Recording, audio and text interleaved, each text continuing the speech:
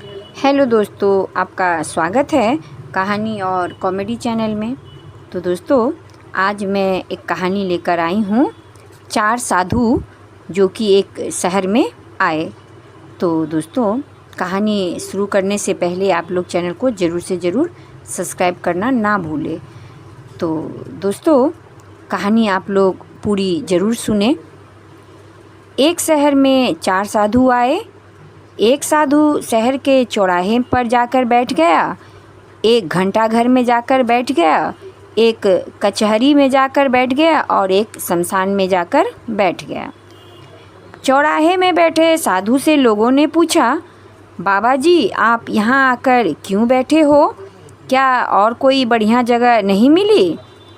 साधु ने कहा, यहाँ चारों दिशाओं से लोग आते हैं और चारों दिशाओं में जाते हैं।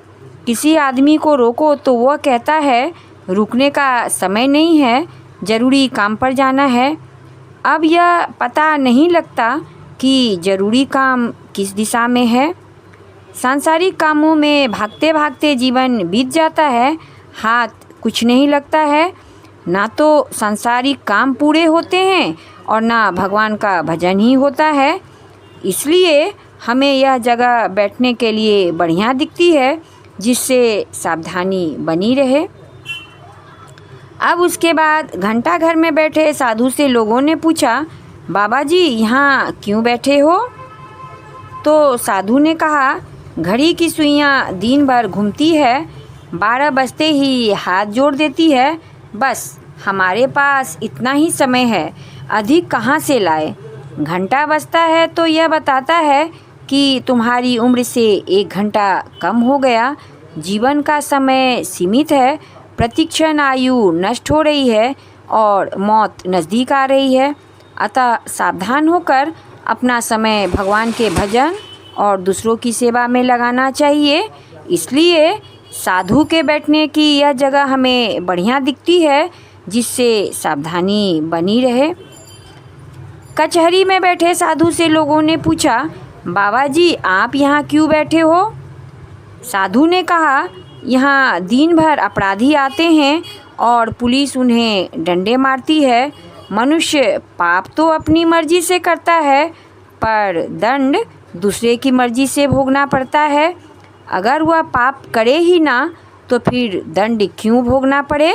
इसलिए साधु के बैठने की यह जगह बढ़िया दिखती है, जिससे सावधानी बनी रहे। अब सब लोगों ने शमशान में बैठे साधु से पूछा, बाबा जी आप यहाँ क्यों बैठे हो? साधु ने कहा, शहर में कोई भी आदमी सदा नहीं रहता है, सबको यहाँ एक दिन आना ही पड़ता है।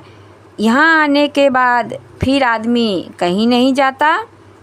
यहाँ आकर उसकी यात्रा समाप्त हो जाती है। कोई भी आदमी यहाँ आने से बच नहीं सकता है। अतः जीवन रहते रहते परम लाभ की प्राप्ति कर लेना चाहिए, जिससे फिर संसार में आकर दुख ना पाना पड़े। इसलिए मेरे को यह जगह बैठने के लिए बढ़िया दिखती है, जिससे सावधानी बनी रहे। तो इस प्रकार लोगों के पूछने पर चारों साधु जो कि अलग अलग जगहों पर बैठे थे, जो चौराहे में बैठे थे, घंटा घर में बैठे थे, कचहरी में बैठे थे और शमशान में बैठे थे, उन लोगों ने बताई कि वो वहाँ क्यों बैठे हैं। तो दोस्तों, कैसी लगी कहानी? अच्छी लगी तो ज़रूर से ज़रूर सब्सक्राइब कर दीजिए। धन्यवाद।